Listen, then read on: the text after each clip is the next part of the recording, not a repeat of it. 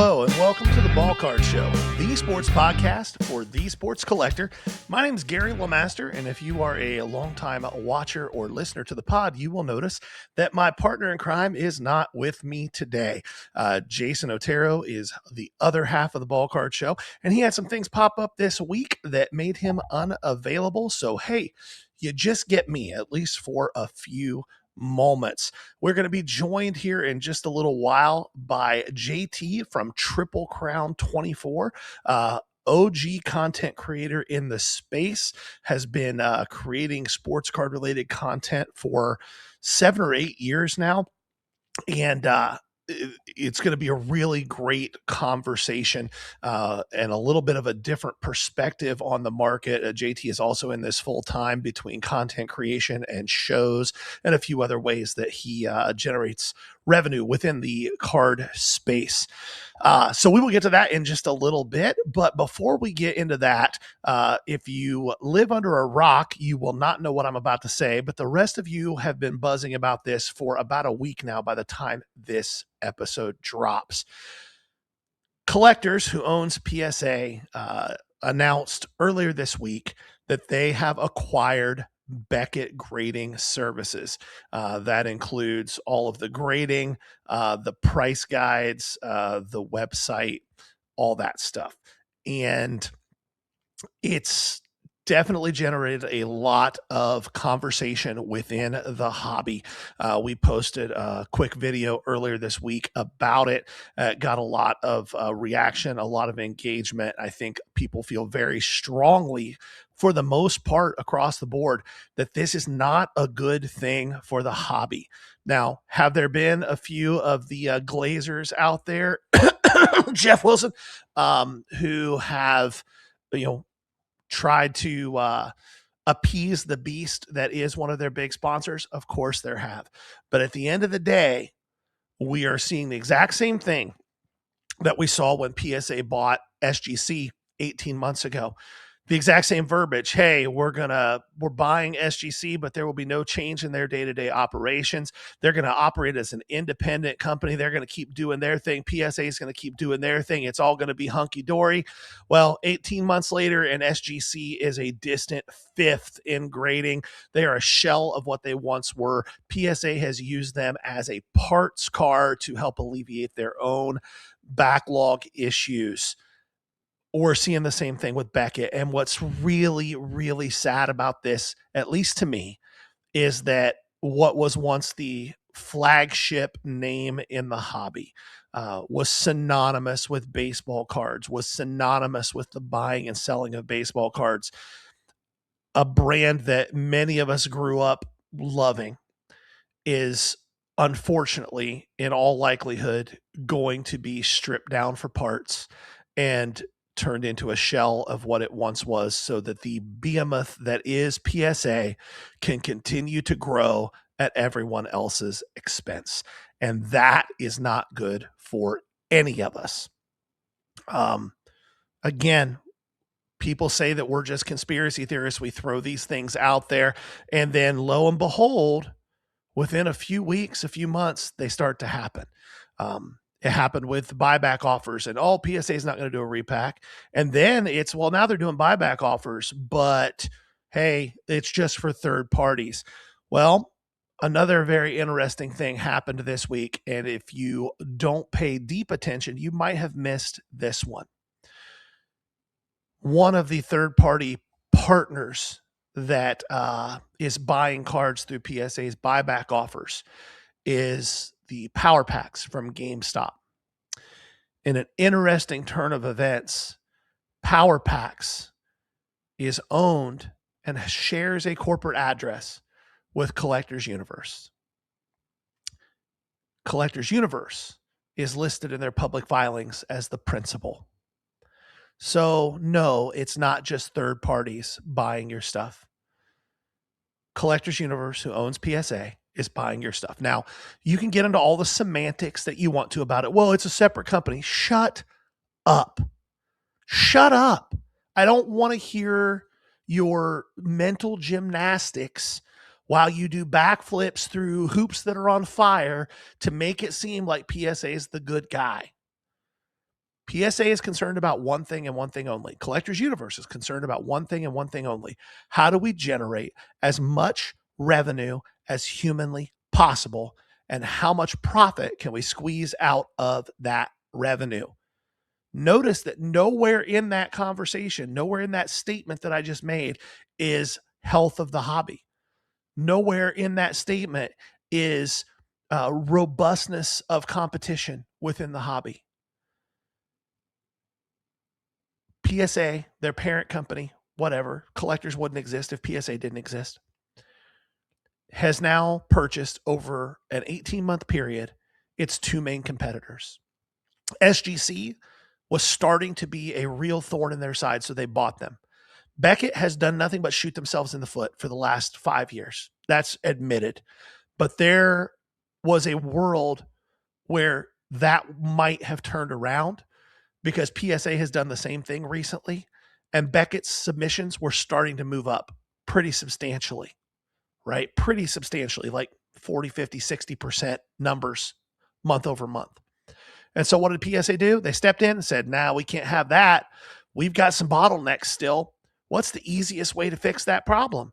Well, let's just buy another grading company that already has well-trained staff and all the equipment that we need and all the buildings that we need, and let's strip it down like a parts car. It's not good for the hobby, folks. All of you PSA guys, listen, I get it. I get that they provide the most liquidity. I get that they have the highest resale value on their slabs. Nobody's arguing any of that. But never in the history of a capitalist society has monopolization been good for the consumer. Ever. Not one single time. And this is not going to be any different. I know that we still have CGC. I know that TAG exists. I know there are a few random companies out there off the top of my head that I know people like. I know people talk about FCG a lot. I've actually graded a few things with them. They do a good job of grading, but guess what? Nobody buys their slabs. Nobody buys them. Those of you who are out there banging that drum, I've said it before.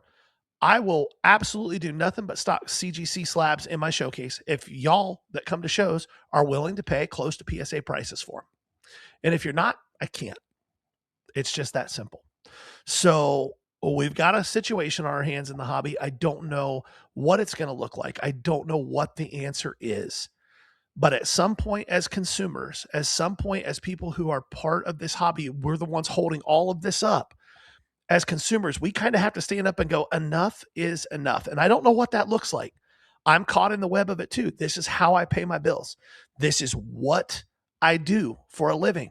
So I'm stuck in this treadmill that PSA has put us on. I hope that at some point we get an exit ramp from it, because it does get exhausting.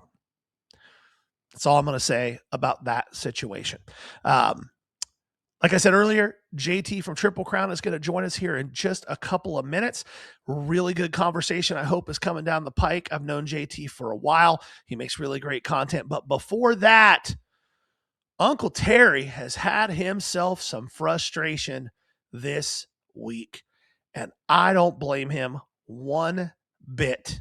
He's going to tell you all about it right now.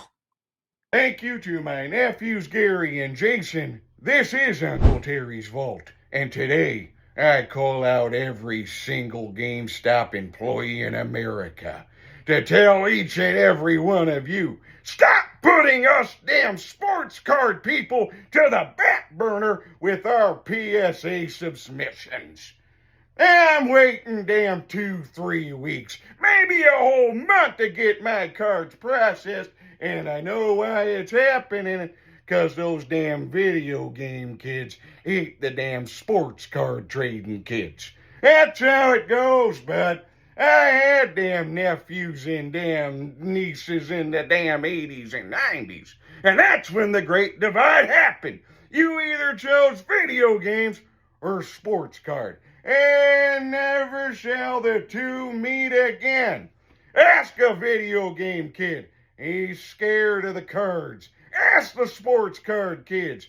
They're scared of the video games. So now we're at the mercy of every single video game kid inside those damn stores. I've offered them money damn girlfriends, but these video game kids want no part of that. They want power, bud. The power to tell all of us getting our PSA submissions, get to the back of the line. No respect for you.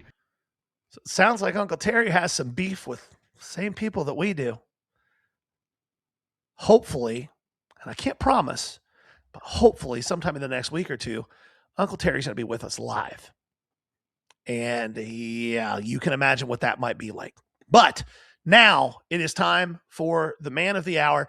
Let's bring JT from Triple Crown 24 on to the Ballcard show. Hope you enjoy the conversation. All right, everybody. Like I said, we're joined today by JT from Triple Crown 24. JT is a friend of the program, a friend of mine, and we're really glad you're here, JT. Thanks for hanging out for a little while. Well, it's cool to be on the show. I guess I'll not need to listen to this week's show since I'll be on it.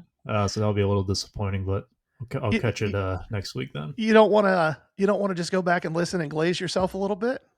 Nah. You might get some people that would want to do that. That's it's not your style. No. That doesn't surprise me at all. So if you don't know who JT is, JT has a YouTube channel. He's a fellow creator. The YouTube channel is Triple Crown 24, correct, JT? Yep. Okay. Really great content. He does a lot of card show walking content, and it's a very unique take on it that I hadn't seen before. He does voiceover after the fact, talks about his thought process and, what he bought, why he bought it, whether it was for the PC, whether it was for resale. I know he does a lot on eBay as well. And then we see each other at shows a lot. That's how I first met JT. You used to buy from me a lot, just randomly while walking around. And we have a lot of the same taste in cards. And I didn't even know you had a YouTube channel till one of my friends reached out. And this was before we did video. One of my friends reached out to me and said, "Hey, you're famous this week." And I went, What are you talking about? And he goes, You're on Triple Crown's new video. And I went, who? And so I went and looked, and lo and behold, there I was. I don't remember whether it was Eastgate or Xenia, but yeah. So I was like, oh, I know who that guy is. It took me a minute to put it together. And then since then, we've gotten to know each other a lot better, and always enjoy talking to you. So let's just jump right into that. Like, what was your journey in sports cards? How did you get into this world, and how did it become a business for you? Oh boy. Well, there's a lot of lore there. I'm one of the few that I would call a lifer. I can't say that I've ever really been like out of action for more than 6 months at a time. I mean, I've never really taken any. You hear a lot of people, oh, I got out of it this year and then I returned during COVID. That was not me. I've been going strong with it. And I've always sold cards because, I mean, I opened boxes, I joined breaks, I grew out of things that I didn't want anymore. So selling to me has always been a part of it. But it wasn't until around 2019-ish that I decided to pursue it full time. And I didn't know I was pursuing it full time when I did pursue it. It was one of those things where the universe told me, like, hey, you're going to do this. There's a big show down here in Cincinnati, happens twice a year. It's the Moeller Show. And it's extremely difficult to get into, but somehow I locked into getting a table. So I started preparing to do that show, and I thought it was going to be a one-off. And eventually I thought, maybe I should practice, like go out and like set up before I go to the show. That might be a good idea. And I found a show up in Lansing, Michigan, which is 4.5 hours from me. That's but interesting spot to practice. Well, right. I'm from Michigan, so I'm like, well, you know what? This is a little, I guess, an opportunity to go to the homeland for a day. Why not go ahead and try it? And this is, 2019 fall time. I remember because I was listening to, I think it was Astros Yankees ALCS game on the radio on the drive up. And I set up at the show the next morning. I was not prepared whatsoever. I thought I was not. I still have a picture on my phone of the first setup. And this guy came up, and I had a bunch of Topps Dynasty patch autos that didn't fit into my PC anymore. Nobody who was really that great. I think David Ortiz might have been the only notable name. And he wiped me out of all of them. And it was about $500. And I was thinking, oh my gosh, I'm Like rich. this is great. I could do this.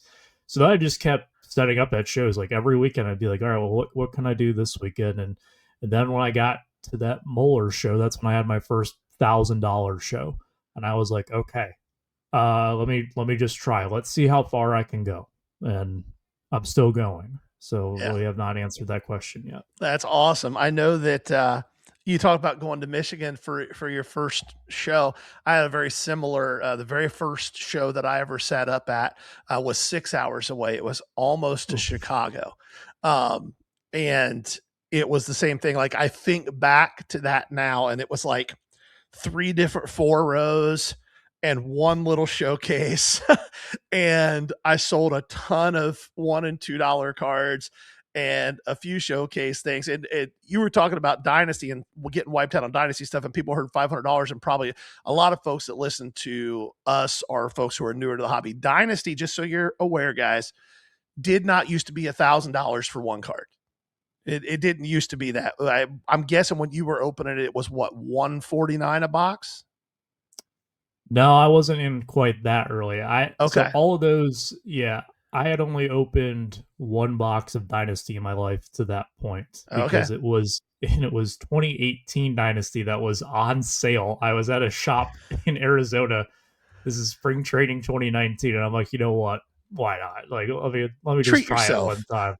Yeah, I did not hit a show. Hey, I got an Alex Bregman, and I'm like, I don't really have use for this. But Oh, no, the well. other ones I had just bought on the secondary market. So Okay. I mean, people hear 500 now. Like it was probably only, I say only, but I mean the case was probably only $1,500 back then, Yeah. and I'm sure people are falling out of their chairs to hear that now.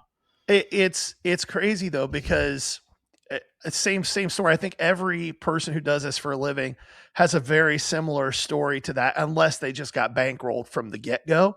Like you start with what you have and you turn it into a business. You hope that you have some things that people want, and you learn as you go what people want and what to buy and what not to buy.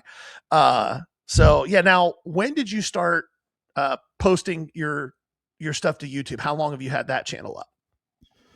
Uh, that's a very common misconception about my channel is that it's newer, but it's not. I have been doing the very first time I posted a video, and before anybody goes and searches for it, it's no longer up.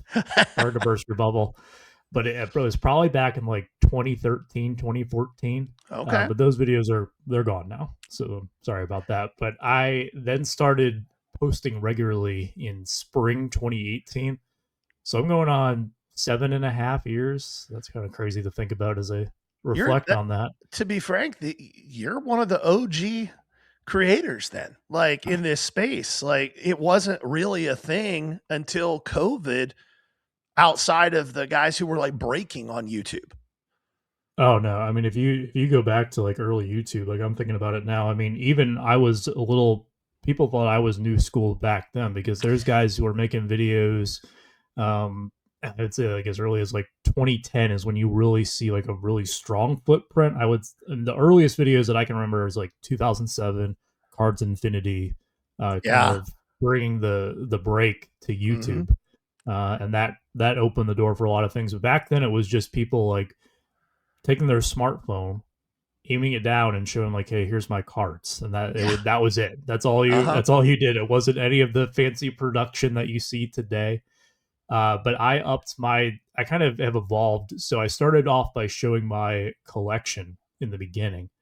And then as I went full time, I started sharing stories about that. And I was getting some traction on it. I think my channel grew to about 15 to 1700 subscribers. It wasn't small potatoes, but I wasn't as big as I am now, and I'm still not that large. My channel's tripled in size since then. But the turning point for me was when I started vlogging, and I had seen people doing vlogs, and I thought I could do that. I mean, that's really simple. So I asked my fiance; she thought I was crazy, but I asked for a GoPro for Christmas, and I'm like, just watch. And she likes to take a lot of credit for it. And I give her that credit because she sees like the ad revenue that I get and stuff. And she's like, okay. Like, yeah, I was responsible for that. I'm like, yeah, you got me the GoPro. You got me the chest mount that I wear. And it opened a lot of doors for me that I never thought it would open. Being able to go around and like people recognizing me at shows, even though I don't really show my face all that much, it was really, it was surreal. It still is. Like when It's people come up and wild. say, "Oh, I love," Yeah. yeah, I'm sure you experience it too. Like when people come up talking about the pod and all that. Uh-huh. It's wild. You don't. I'm sure you were a lot the same way. Jason and I didn't get into this to like have people recognize us. Uh, we Yes. got into this because we love cards, and we thought there was kind of a gap in what was being portrayed, and we wanted to be people who shot straight and didn't paint a rosy picture when there wasn't one, and told people the truth about things. When it was good, it's good. When it's bad, it's bad. Um, and going, launching the YouTube this year and going to video this year has been a little bit wild. I get exactly what you're saying. Um, so you posted a new episode yesterday, and it had been a little while since you had posted. I know you don't have a super like regular posting schedule. Like we drop an episode every Friday. You drop stuff when you have it, and that works. But you dropped an episode yesterday that I was glued to. Like first thing that caught my eye was the cover, the thumbnail, because it's a card that you sent me a picture of as soon as you bought it, because you knew I would love it. We have very similar tastes in cards, and I saw it and I went, "Oh, this is going to be a fun episode." And I turned it on, and I could not stop watching it because you went into a philosophy that you've talked to me a little bit about, you've talked to Jason a little bit about, but you really kind of dove into it. Now, if you're watching this episode, I really want you to go watch that. Don't do it till after you finish watching this one though. But then go watch JT's episode because it's really, really good. Over the last year or so, I've watched as your showcases have kind of morphed, and then for you to really kind of verbalize it like you did in that episode, tell people kind of what that philosophy shift has been for you, why you made that shift, and do you feel like it's working? Uh, I think it's working right now. And the thing is that I'm always trying to pivot. I'm always trying to stay on top of whatever is new. And we've had plenty of conversations where I just come up to your table and pick your brain about certain things and just out of curiosity. And I like to do that sometimes. I just like to see how other people are approaching things to see if maybe I can fine tune it. I don't want to be a copycat. I mean, we're kind of in a copycat industry in some sense. Um, but I'm not going to I just want to see what works and see if it would work for me as well. The idea of what I talked about is that we are in a very competitive buying space. And it's kind of counterintuitive to what you would normally think because we are buying and selling pieces of cardboard. I mean, in its simplified state, that's what we are doing, right? Yes. They have no real value. And we have gotten to the point now where the market it is just completely bizarre to me that people value their cash not as much as they value their cards. And I understand that to some extent. I mean, I've talked about this. A very good friend of mine once put it this way: is that a rich person talking to a rich person, like I have $1 million. Okay, I also have $1 million, but what they might not have is a Mike Trout first Bowman orange auto. Right. There's only 25 of those, so there's more than 25 people that have $1 million. So I can understand it in that extent, but the level of protection over cards is, I mean, we're talking about like retail parallels and stuff that people are getting very defensive over. Yeah. And this, I see it on TikTok all the time where people are like, "Oh, well, any vendor that's offering you 80%, they're a scammer or anything." Like, let me clarify something. That is not a scam. I mean, people like to use that because it's a hot buzzword. That is not a scam. You say it all the time. If two people are agreeing upon something, and I'll tell you what, there's a lot of cards that I would love to sell at 80% of the last sale, but I can't because I can't find anyone to buy them. Exactly. So, with how competitive the space has become, especially with the repackers, I am not going to play the game where I pay up.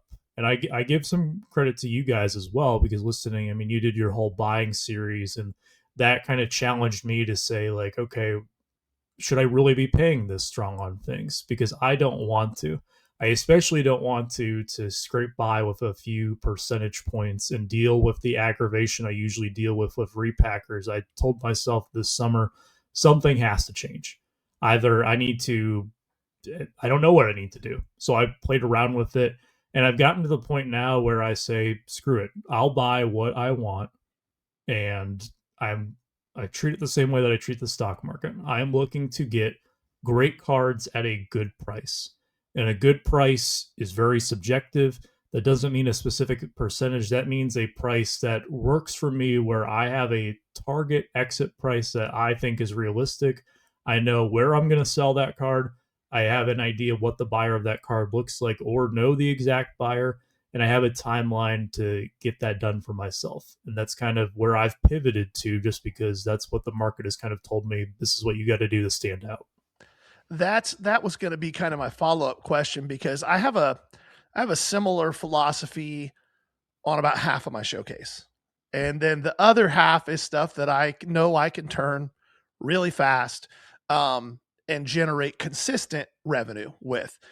When you start focusing, I don't want to say exclusively, but heavily on the type of stuff that you're talking about. Like, one of the cards you talked about in your video yesterday that was a very interesting case study to me was the 2018 Independence Day Mike Trout in a PSA 8. You said you paid damn near the last PSA 9 sale for that card, and then when you sold it, you ended up selling it for a couple $100 more than that PSA 9 sale. Am I remembering that right? Yep. Yeah. So for those of you out there listening that are so tied in this kind of mentality, like being a slave comp, just a slave to the comps, your brain's probably exploding. And you're correct when you're talking about things like retail parallels, like a Jaden Daniels green mosaic. Nobody's paying 40% more for that than the last 10 sales, because there's 10 million of them. But that Mike Trout, there's 76 of. And I'm guessing, I know how tough that set was to grade. My guess is that there aren't too many graded higher than that PSA 8, which gives you a lot of leverage in the marketplace for actual end user collectors. You don't always have to sell to people trying to flip and make money off of the work you did. Oh, absolutely. And that's in a market downturn. You guys talked about that on your show a few weeks ago. What can you do to kind of insulate yourself against that? The people that will still be there when things turn sour are the collectors. I mean, look at how many people. I mean, you tell me if you've known people who were into sports cards that are now doing the One Piece and Pokemon thing. Can you think of a few right off the top of your head? Oh, absolutely. And they Me before too. the sports cards, it was sneakers, and before that, it was records. They moved to whatever the easiest thing to flip at that moment is. The nice thing about the way the sports card market works is, you said something about the stock market earlier, and it's very similar in thinking. We're going to have ups and downs, but almost every down is higher than the previous down. And Right. with as waves come in, new people come into the hobby, and when it gets hard, maybe 80% of those new people leave, but we keep 20%. And so that floor of number of collectors is still rising with each movement in the market. Yeah, for sure. There is a ton of people who will come in, and even they start thinking that they're going to flip, and then they fall in love with it, which is what I genuinely hope happens. Is that Oh yeah. I get people who ask me, like, do you have any tips on how to be a good sports card seller? And I tell them the first step is to become a good sports card collector. Yeah. Because a lot of what I talk about, the reason that I'm able to find these opportunities like that Trout is from my own experiences. Mm-hmm. And it doesn't always work. I made that clear in the video too. Like, I am wrong. I'm trying to think in my head of a card I have right now. I have for example, a 2022 Topps Allen and Ginter Chrome Babe Ruth X-Fractor. The X-Fractors, on the surface, you say, okay, big deal. Well, they were case hits in Ginter Chrome when it was a standalone product. Yeah. It has a print run of around 14. And I see something like that. It's the right player. I mean, it's Babe Ruth. There's Babe Ruth collectors out there. If there's not, then I'm doing this wrong. And I bet that there's someone out there who is either a fan of that set, because Ginter, very popular for set builders, or a Babe Ruth fan. that would want it. And I've posted it on eBay and I've gotten 0 bites. It's been up for several months now. That was one of those that was a swing and a miss. I Yeah. paid pretty much, there was 2 sales of the card ever. I paid exactly what the previous sale was. That's what the sticker price was. And I just said, I'll take it because I thought that I could get closer to what that first sale was. And so Yeah. far, I've been wrong. Yeah. Maybe while we're recording this, someone smashes the buy it now, and I'm proven wrong there. But for now, I've been wrong. But I'm not wrong as many times as I'm right, and Yeah. that's really the key in all this. Well, and that's what Kinda, sets aside a professional from somebody who's trying to just kind of figure this out. And there's nothing wrong with getting into this and just trying to figure it out. We were all in that spot at one point. But as you learn more, you're going to lose fewer times. But if you do this for any period of time and somebody walks up to you and tells you that they've never taken an L, they either have been doing it for 5 minutes or they're lying. You talk about that Babe Ruth X Factor. I've got a card sitting in my showcase right now that I think I'm going on month 6 of having. Now, it's an awesome card, and if I never sell it, I'm happy that I own it. That's kind of my barometer for when I'm going to buy something that's a little bricky. But it's a 2009 Upper Deck Black. That was when they were a redemption, and it's a Tom Landry cut auto number to 26. it's been 6 months on that already. Yeah, it's a really cool Dang. card. And it's just sitting there, and a lot of people look at it, and a lot of people like it, and nobody buys it. And I'm okay because I bought it at a price that I felt very comfortable with. And if I don't sell it, it's a really cool piece to have, right? That's kind of my barometer when I buy things like that. I know you bought that Barry Sanders, and in your mind, it was kind of the same thing. Like, if you never sell that card, you're not going to be angry. Would you like to sell it and get what the market seems to think it's probably worth? Absolutely. But if you don't, you're not going to be upset. No, and that's the beauty of being able to buy things that you like. And you and I both know that when you're doing it full time, you don't always get to buy the things that you necessarily want to buy. There was a buy what you time, have to sometimes. right? There was a time, I think it was right before one of the Ship Shawana shows, where I went to a local show and there was these 2 Uptowns, and I put them in my stack, and I basically got them at 70% of value. And that's the only time I've bought Uptowns in my life. But if you're gonna give them to me at that number, then I won't say no at that point. Like, sure, but I like the Downtowns significantly more. I'm not a fan of those Uptowns at all.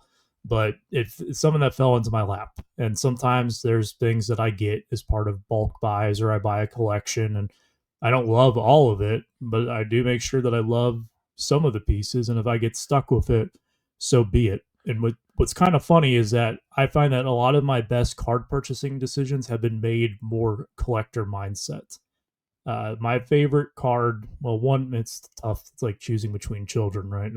One of my favorite cards of my collection is a Calvin Johnson Exquisite True RPA, number to 99. And it's a PSA 7. It's a PSA 7 looks nicer in my eyes, but it's one of those that it doesn't pop up for sale too often.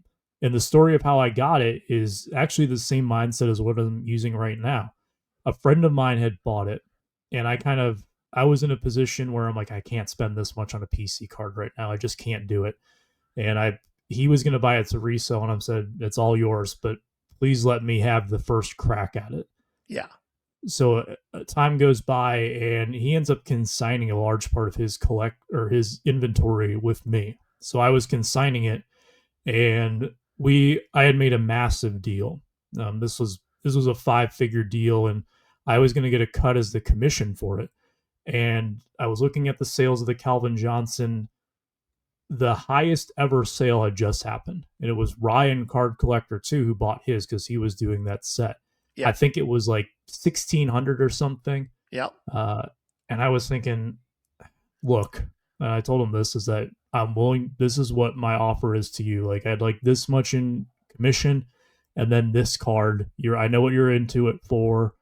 This saves you a little bit of money, and I ended up getting the card roughly for 1,900 value.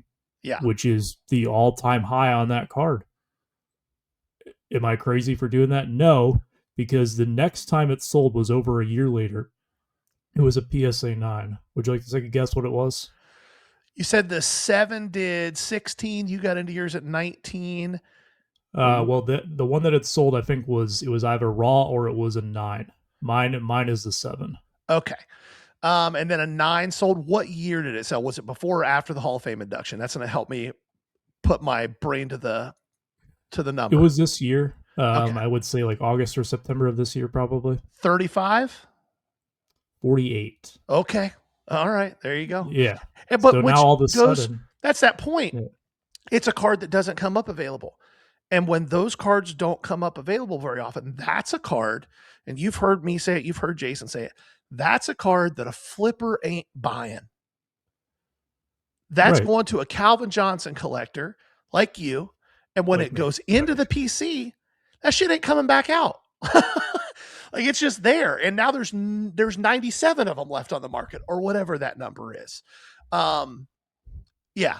Yeah. That's awesome though.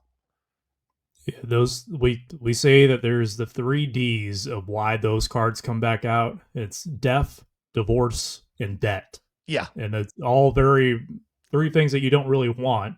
But Nope. those are usually the reasons that those types of cards come up. And I always use this term: you only get so many bites at the apple. If there's something out there that is really special, you don't know when the next time you're going to see it is. I have You a buy it. colleague of mine that was looking for a specific Albert Pujols card, and I woke up one morning to a text showing me that he found one finally listed after 4 years of searching, and I saw it had sold. And my first text to him was, "Please tell me that you got it." And he told me yes, and I was thrilled for him because who knows when the next one will pop up. I mean, Yeah. it's people think that these cards are readily available, and I say that this card is numbered to 99. Well, out of 99 back in 2007 means a lot different than out of Uh-huh. 99 today. Yeah. So We have that conversation with folks all the time. Like the example I always use is the 1991 of 10,000 Elite Series out of Donruss. Like those are still super sought after, and it was way harder to pull one of those than it was to pull an orange to 25 today. Like it really was.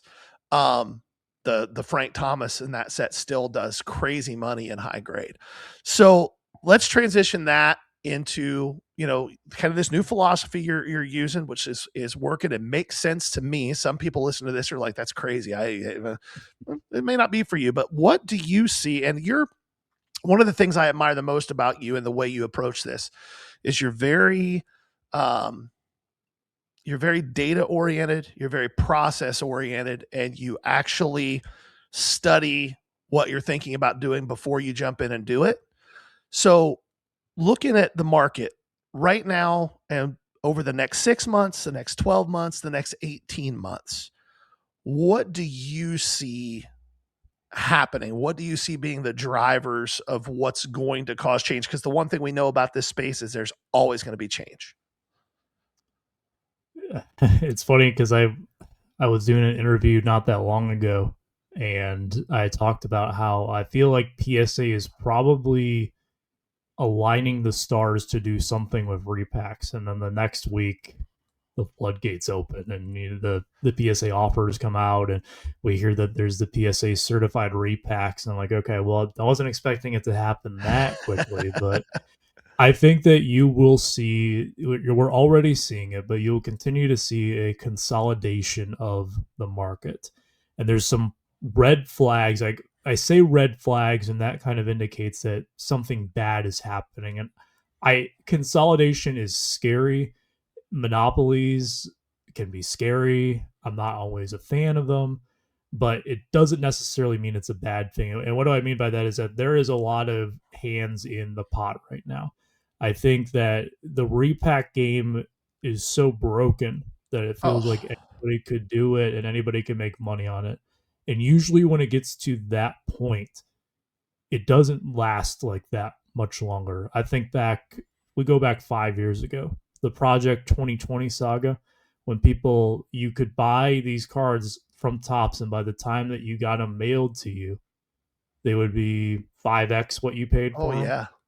It was a broken system, and eventually enough people got into it where it came crashing down. I think that we might be reaching that critical mass, because there can only be so many people doing it, because you need, in order to sustain a repack group, for example, or even just a regular group breaker, you need a vast sea of customers, and really what you need is a few whales to help you out. And Sure. the tricky part about whales is that sometimes their attention spans can be very short, or they flame out very quickly. Big body, And you can tiny brain. and I've seen that happen. I've seen some guys who they just go ham for a long time, and then they just drop out. And unless you have a will to take their place, especially in these smaller rooms, you're done. Yeah. You cannot keep doing it, especially if these guys are going to work on such tight margins. There is such minimal room for error that you're walking a really fine line if one of these people is not around anymore. And that's honestly what I could see happening, is that whether they transition into Pokemon repacks or One Piece repacks or just some other form of gambling, Yeah. whatever it may be that catches their interest, I definitely could see them kind of transitioning out, and that would be a massive hit to the repack game. I think we're seeing it on the breaking side of things with tops. I mean, there's a story about them cutting out some of the smaller breakers. We've seen it on the grading side of things where PSA seems to be just, they're Pac-Man, and they're gobbling up all the ghosts that are going around in the machine. It's happening in pretty much every segment where you're seeing this consolidation. I don't know what that really looks like at the end, but I would say that what things look like today will look vastly different in 18 months from now. I know it's kind of ambiguous, but there's no Sure. other way around it. So let's talk about the singles market specifically, because that's the pool that we both play in the most. Jason and I are on the record as saying that we see people tell us we're doom and gloom. We're not. We've just been around a long time, and you have too, and you've seen the cycles, and they're pretty consistent. We had a little lag in the cycle this last time around because COVID just pause buttoned everything and supercharged stuff. But the sports card hobby in general has 3 to 5 year cycles of ups and downs, and they're pretty consistent over time. We feel like we're heading into a correction period, probably a 20 to 30% correction period before we start climbing back out of that. Do you see it the same way, or do you think that we're going to kind of continue on this seemingly parabolic curve? I don't know anymore Okay. because I feel that there's been several times where I'm like, okay, this is where it's going to happen. And I think what you're seeing that's different this time around compared to previous times is that people have become much more stubborn. They are dug in a lot more. I'll pose a question to you. All of the Trey Lance and Zach Wilson, and name your favorite bust quarterback from the last few years. Yep. Those cards were all over showcases a couple of years ago. Where are they right now, in your opinion? Oh, they're just in people's closets. Right. Yeah. And so they would rather keep them there rather than just move off from them and go on about their business. And that's what I see a lot of now, is where people will they will ride things until it becomes profitable again. Which, if you're not doing it as a significant portion of your income, okay. But I don't know. I've never operated on that. If I had something that was a sinking ship, I kind of like, I'd rather get off the ship right now than sink with it, No, especially if it can be yeah, salvaged. I'm the exact same way. We talk about the velocity of money all the time. Like I would much rather move something if it's on its way down, even if I take a small loss and get my money back so that I can put it into something else, than just ride that into the ground. But that brings up an interesting, dilemma within the hobby. Less and less, in my opinion, I do not have one single solitary ounce of data that isn't, just from personal experience. So I may be completely wrong here. You may actually have the data knowing you. It feels like there is much, much, much less individual wax being ripped. Um, the wax that's being ripped in large quantities is breakers, and that is the people participating in those large scale breaks are a small section of the hobby. The wax that's being opened by the majority of people who are collectors in the hobby is retail wax. The price on hobby wax continues to move upwards. The value that we get out of that hobby wax continues to go downwards. We saw it with a product like Transcendent this year.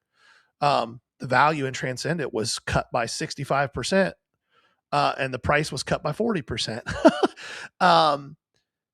So we see that happening, yet we also see the singles market stagnating to a point. I don't think we're necessarily dropping at this point, but we're definitely stagnating a little bit, especially on the readily available stuff. And there's a little bit less of it available to buy because it's not being opened as much. Is there a time bomb ticking here? It's tough. I think what you just said is the reason why repacks are so prominent is because do people lose when they get in the repacks? Sure, but they don't lose as bad. I mean, you're always going to have something to show for it because you don't. I guess it depends on how the repack works because I know some of them do it with like team breaks and all that, but generally speaking, you at least have something to show for it, or your expected ROI is better. Um, I kind of look at it and I've seen some data about it, but in most places, the average person who comes into a hobby shop, and I don't know how frequently they're visiting, but the average trip to a hobby shop is probably going to be anywhere from $150 to $250. And I would say 80% of the people who come in are spending $350 or less, and that may vary depending on what region you're in and how much money is in the area. But when you think about that, how many hobby boxes? I mean, baseball, you can get a decent hobby box for $350. How Yeah. many decent basketball or football hobby boxes can you buy for $350? Can't. No, Doesn't exist. So it doesn't make any sense for people to do it because they just get crushed. And the ones who are opening it, do you think that they really care about selling those cards that they got out of their $700 box of Absolute? Probably not. If it's a No. $50 card, it probably just goes in a closet because $50, I'm going to guess, is not a lot of money to them. They don't care. Yeah. So that's a problem too. Is that if people, because the lifeblood of the hobby is opening up packs. Yes. We're single sellers. We don't exist if people are not getting these Yes. cards out of those packs. Absolutely. That's the point I was making. Like, if people aren't opening products, the 7 steps down, it's turtles all the way down. 7 steps down, your local shows don't exist anymore. It's really tough. And the other part of it's nice with, the online breaking platforms is nice to have because you and I are privileged in a sense that we live in very population dense areas where there is it's your choice what shop you want to go to. There's people who don't have a card store within 100 miles of their house. Right. And I think that's something that Fanatics is working on, just kind of conversations I've had. They want to be able to support hobby shops that want to open in these areas where there just simply is nothing. They want that. But finding someone to be able to do that is a bit of a challenge, especially in lower income areas. I mean, you had he did the interview of New Art Cards. He said it himself, 100,000 to get started. I mean, there's just not a lot of people willing to take that risk in a business model that is really, you got to really love it to want to do it. I'll just say that. I don't want to say it's a bad model, but it's not the best model out there by any means. No, and I think that I will say, and I know you're plugged into a lot of these conversations. When I hear you say that, Fanatics wants that to happen, I feel the same way about that as I did when I heard Upper Deck's president give his diatribe about, the price of wax. Well, let's see you do something about it. It tops you, Fanatics. You want to put a hobby shop in, the middle of Iowa somewhere? Here's a crazy idea. Don't ask the proprietor to have to spend $250,000 a month on wax to be able to be open. Like, let people buy 5 hobby boxes, not 3 cases or nothing. You know, there's a certain amount of that talk of what we want to do that comes across very condescending and hypocritical when I know a lot of how the back end of it works. Yes, it's it sounds great on paper. It truly does.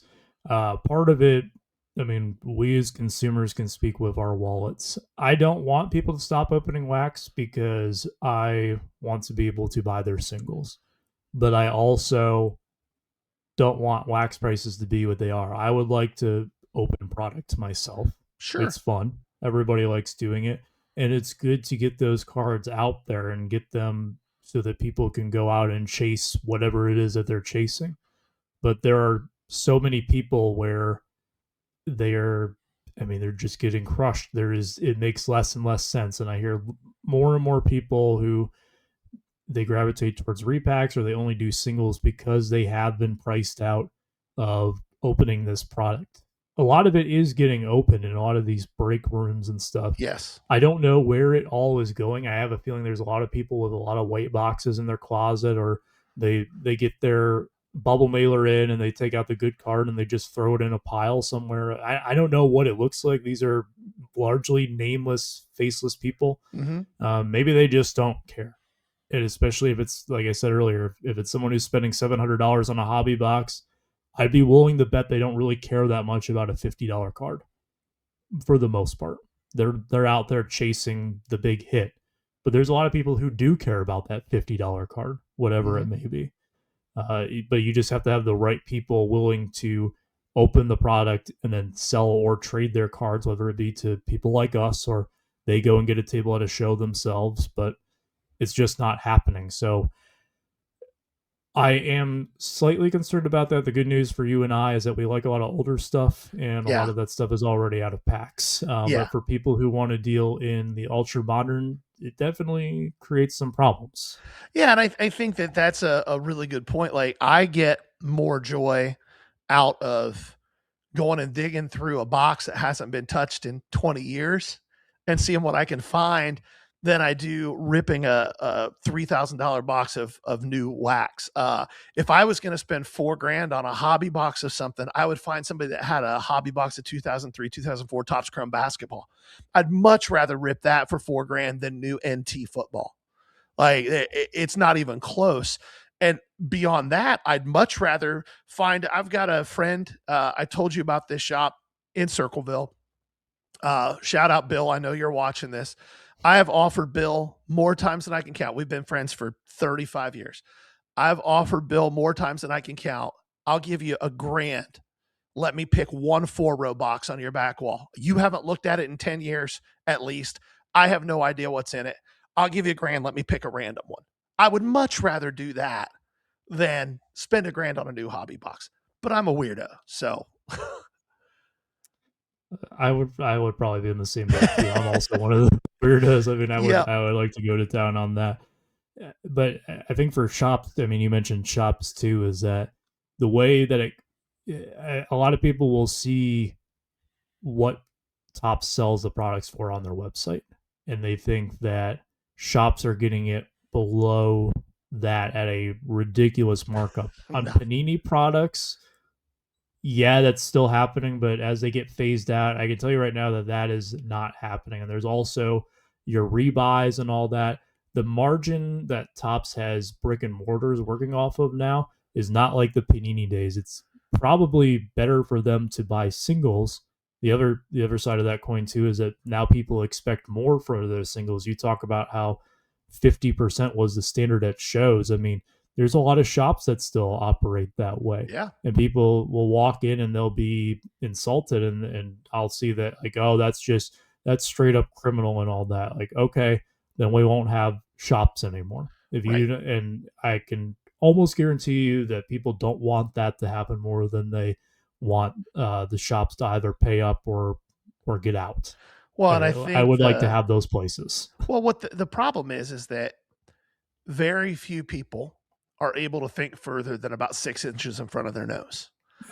Fair. And it's unfortunate, but it's true.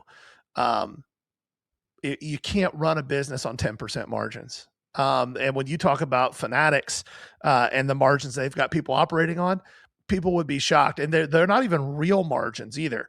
Like you might have a 20% margin on a product, but you're being forced to buy 5 products that you can't give away. You know, you're being forced to buy t-shirts and card stands and everything else. By the time it's all said and done, you're probably operating on more like an 8 to 10% margin on wax. And it's why I'm a firm believer that a successful card shop over the next 4 to 5 years is not going to be the shop.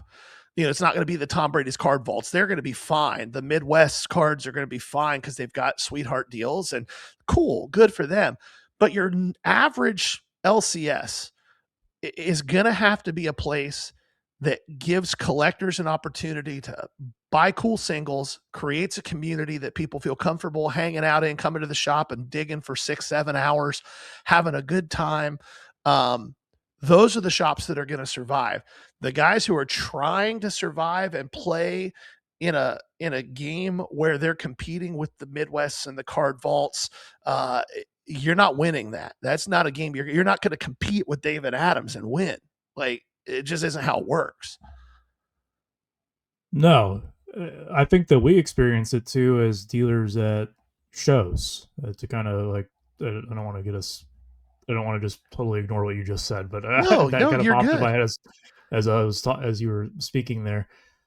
What can you do to stand out? I think is what every shop has to answer, and that's also kind of what I think we as dealers answer as well. Both of us have, you know, we have the tablecloth, we have a sign, and anybody can get a tablecloth and a sign. I mean, it's not all that hard, but I think that that professional presentation goes a long way. Mm-hmm. I'll have people tell me, "Oh, it's my first show I'm setting up. What are some advice that you may have?" I tell them, "Here's 2 things that you can do. Have a organized display that looks nice, and number 2, have your stuff priced. Yes. If you do those 2 things, you will already be ahead of 50% of the room, Mm-hmm. and you will be shocked how many sales that you will make over someone else who does not have those 2 things. Yes. It And, is just, it's that simple. And people don't well, believe it, but it is. Think about it in any other environment. If you walk into a retail store and it's cluttered and you can't figure out how much anything is, how long do you stay and how much do you buy? You don't. And I also think it's really important that, you know, folks like you, me and Jason, I wish more people with platforms were honest about this. Let's not pretend that some of the opportunities that we get aren't thanks to the platforms that we have. Now, have we worked yeah. for that? Have we worked hard to create that? And do I feel like we've earned those things? Yes. But the fact of the matter is I'm not going to pretend like some of these guys do that, oh, gee, golly willikers, somebody gave me a great deal on something just because they felt like it. A lot of times we get opportunities at things because of the platform we have. And right, wrong, or indifferent, I think it's important to be honest about that too. So, Sure. The big example that I see a lot, I'll throw the name out there, Ryan Card Collector 2. If you go to Shipshawana or Grove City Card Fest, when he's there are people literally lined up to sell to him. And a lot of times I think that really large content creators, I don't think it really happens with us. I mean, you can disagree with me here if you see differently, but there is a bit of jealousy. Like they see that, like, well, why aren't they lining up at my table to come sell me cards? It's because he built that. I mean, he puts yeah, in the work. Like a lot of these large content creators, they get these opportunities because they have put themselves in a position to succeed. Sometimes through a it lot of is, work. yeah, it is sometimes dumb luck. I have had some dumb luck before. There was a time that I walked in, it was the very first Midwest Monster. Someone had a run of the first 3 or 4 years of Patrick Mahomes Silver Prisms, Yeah. all PSA 9s, all priced the same. One problem: the 2018 silvers are SSPs because the only way to get them is in hobby, and they were one per hobby box. Yeah. So I bought that card for $60, and I came home and I sold it for 1,100. Yeah. That is dumb luck. Yep. I learned about that. I knew that that was a thing in that set. So you could say in a sense that I put myself in a position to succeed there. But I've had deals walk up to me where someone was like, "Hey, they said that you're a good guy to deal with," and I'm like, Yeah. "Well, I really appreciate that." And I've had those opportunities walk up to me before because of that too. But Hmm. that's because I was able to differentiate myself. There's a lot of people out there who, if you want, you say it all the time. Well, I don't know if you say it all the time, but you do say it, where if you want to get 100% of the value for your cards, you better be willing to do 100% of the work. Yeah. And some of that requires patience, some of that requires luck, but also you have to earn that. You have to build yourself up to that. There are no shortcuts aside from, every now and then, yeah, you will have a shortcut that pops up and it's nice. But to be sustainable, it's a lot of grinding it out. And Yeah. that's what you You don't do the work always on one see. or the other. Yeah. It's like, and you brought up Ryan, and I'll even like a guy like Jeff, and you listen to the pod. Anybody who listens to the pod knows exactly how I feel about Jeff Wilson. But I can't say the dude hasn't worked hard.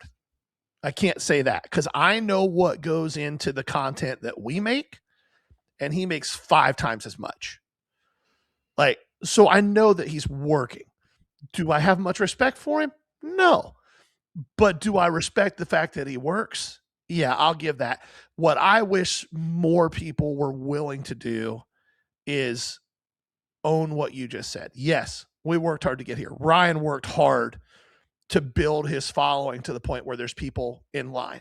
He worked hard so that the very first year that Topps decided to put influencers in the space on cards, he had one of them in big league. He worked hard for that. No question about it. I'd love to hear him say, "Yeah, I do get deals at 60% a lot of times because of that work." um, that's where I wish there was a little more transparency and honesty across the board, not just those people, which is why I try really hard to give it when there's context to do it. Because one thing I can't stand, Jason will tell you more than anything else, we're all hypocrites at some point. The question is what you do with it when you're confronted with it. I try really hard not to be one. And when I find out I have been one, I try to own it. So I don't ever want anybody to be able to say, "Oh, Gary said this, but he did this." No, not if I can help it. It's a bruise to the ego when it happens. And I mean, just because you said something one time doesn't mean that you're locked into it forever. There's been Sure. times where I thought about things a certain way. And I'm sorry, my dog's going crazy in the background. That's okay. I'm surprised mine haven't already. uh, there are times I'm sorry, I lost track of what I'm saying now. No, you're okay. You were saying there are times where you had a thought about something, you felt about something a some certain way, you maybe said something strongly about it, and then had time to reconsider it. Yeah, I will get different opinions on it, and I say, you know what? Okay, I can at least look at this differently. I'm not going to say that I'm going to completely change my mind and my stance on it, but I'll at least consider what you have to say or whatever the circumstance may be. And I don't have a specific case in the top of my head, but there's also, I mean, there's a lot of times when you're making content and all that where people will. I'm trying to think of how to put this. They'll try to take words and spin them, I guess, or think that it's a blanket statement that applies. And I've seen that too. Like one of the things that I see some content creators, there was one on TikTok the other day where it was someone who was set up at a show and someone asked, "What percentage do you buy at?" I think that's a pretty straightforward question. And he told them 80%. Well, this really set someone off. Someone in the comments goes, "Well, are you willing to sell at 80%? Or is it just a one-way street?" I'm like, this is a vendor. This is a person walking around a show. Yeah. It is not one and the same. It is not a trade night. It's not a brick and mortar. This is a card show with a card vendor. Yeah. So that's one of the feedback that I have gotten on my videos before too, is that when those types of interactions come up, and that's one of the reasons I wanted to get my GoPro going, was because I have had a lot of those interactions off camera, and I'm like, man, I wish I could actually show this rather than just tell stories about it, because number Right? one, it's really entertaining sometimes. I mean, I have Yeah. some cult status memes on my channel that people, if they migrate over here and watch this, they'll probably litter them in the comments section from some interactions that have happened before, and every once in a while they'll drop them in on a video. uh but I like showing when things don't go well too, because it is, I hope that someone out there sees it who might be going through the same thing. Like, yeah, I deal with that too. That is super annoying. I hate Yeah. when that happens to me. Yeah. So I hope that that reaches those people, or someone else kind of sees it and says like, "Oh, I'm doing that." Like, maybe that's not such a good look. Yeah. And I know that for me, it's Jason is very good. I think he almost relishes it, of when he thinks I'm being too aggressive with a thought, or too black and white with something. He really relishes throwing the flag on me. But he's also seen that that's kind of actually how I am. Like I'm the guy who, if my max on a card is X, unless it's something I'm 100% sure I'm never going to see again, I will lose that deal over a penny. I just will.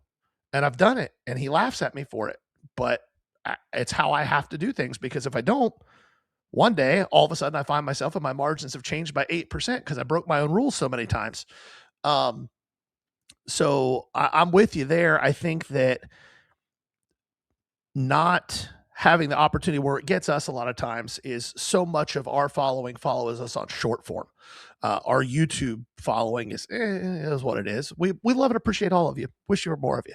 But our short form content gets a lot of activity, but you lose a lot of context. So we'll get a lot of like, I can't believe you said this. And it's like, go watch the whole episode. You caught this 35 seconds and you didn't catch the minute before it and the minute after it that makes it all make sense. So that's one of the pitfalls. Yeah, but anyhow, we've been rambling for almost an hour. I appreciate you coming on today. It was short notice, and I really enjoyed it. Floor is yours. Tell everybody, if they don't know, where they can find you, how they can interact with you and your content, all that good stuff. Oh, I appreciate you having me on. It's I love listening to the show. I kind of like to. This isn't to. I don't know how to say this without being. I can't even think of the word, but I like iron sharpens iron kind of Yeah. content, where I can have something that's really going to challenge my thinking at the very least, or it's going to force me to consider something and think critically about something, which is why I think that your content meshes well with my interests. And I'm glad that I got to be a part of it today. So I appreciate you extending the olive branch to me to come on the pod. My channel, Triple Crown 24 on YouTube. My TikTok game is pretty weak. I'm working on it, but it's Triple Crown ITS and Triple Crown over on TikTok, or Triple Crown 24. You can find me there. Same thing on Instagram as well. I'm most active on Instagram and YouTube. We're working on the TikTok. We're working slowly but surely. We're working on it. We'll get there. But those are the places that you can usually find me, or at a local show. I may even be at the Ballcard show table if you catch me at an Eastgate or a Xenia. There's a chance that I'll be there at some point in time in the show, so you can go check me out there. And then if people want to buy cards from you, what's outside of a show, what's the best way for them to buy cards from you? Because I know you have a lot of really cool stuff that people might be interested in. Right. So I have some of my inventory on eBay. I don't have all of it, so I do have a what I call a shareable sheet. So I have my own sheet that I use on Google Sheets for my own bookkeeping, but I have a public one. It usually just takes me a couple minutes to update it really quickly, and it will have what I'm asking for a card. It will show you when I last priced it. It's all sorted alphabetically. I have it where you can categorize it by sport if you're looking for something specific. So if you're ever looking for that, you can always reach out on Instagram, preferably. It's Triple Crown. Be happy to share that link, or you can check out my eBay store. It's Triple Crown for a sampling of what I have to offer inventory wise. And if any of you watching are big Barry Sanders fans, he has one of the most badass Barry Sanders cards that you're ever going to see from the 90s that if you're lucky, you might be able to pry out of his hands. Won't be easy. Will not be JT, easy. thank you again so much for being with us. We appreciate it. You guys, make sure you go follow him on every platform he just mentioned. Go check out his content. If you like our stuff, I think you'll really enjoy his too. Make sure you go check it out. Thanks again, JT. Thanks, Gary. That was awesome. I really appreciate JT coming and hanging out with me for a little while, kind of filling Jason's shoes somewhat and diving into a little bit different perspective on things. If you haven't yet, go and follow him on his socials. He's already got a really nice YouTube following. Dwarfs our YouTube following, to be perfectly frank.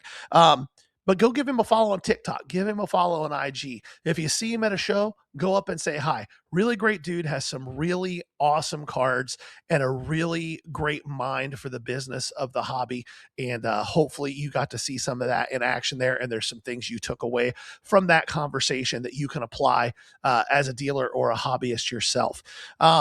Before I go today, just a few reminders. First, if you're watching this on Friday, the 19th, tomorrow I will be at Eastgate down in Cincinnati.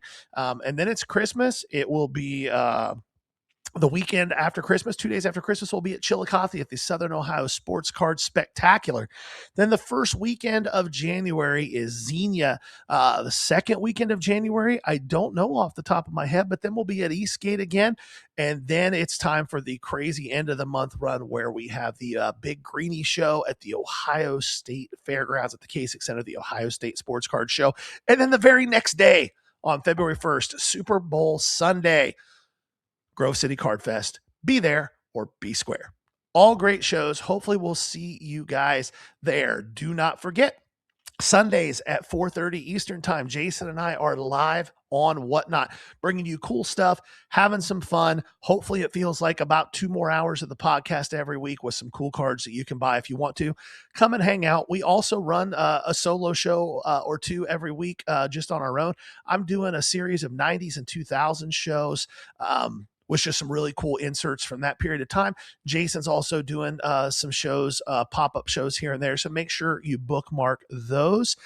As always, we appreciate every single one of you. Like, follow, subscribe, all the click things. Do that. It helps us out a ton. We hope to see you at a show soon.